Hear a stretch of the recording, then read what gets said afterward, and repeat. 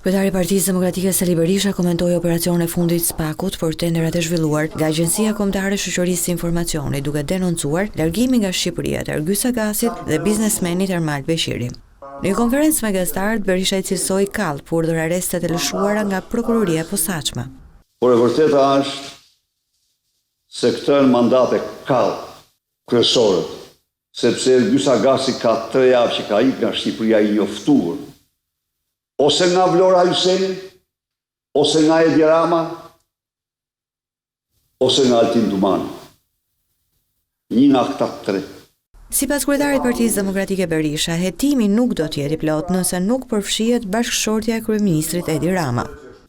Në rast se nuk vihet para përgjegjësisë Ergys Agasi, Ermal Beqiri,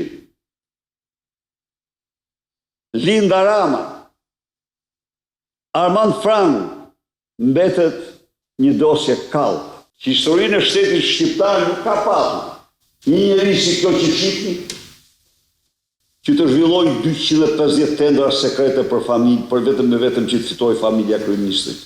Sipas Berishës, biznesmeni Gerond Meçe është marrë peng për shkak të tenderave të zhvilluar nga Akshi.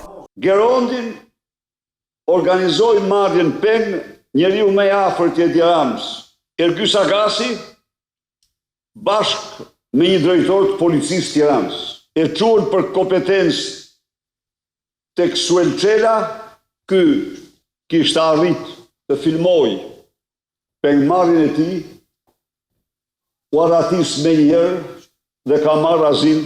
Kryetari i Partisë Demokratike Sali Berisha prej kohësh ka denoncuar jo pak herë Ergys Agasin e tenderat e zhvilluar nga Akshi.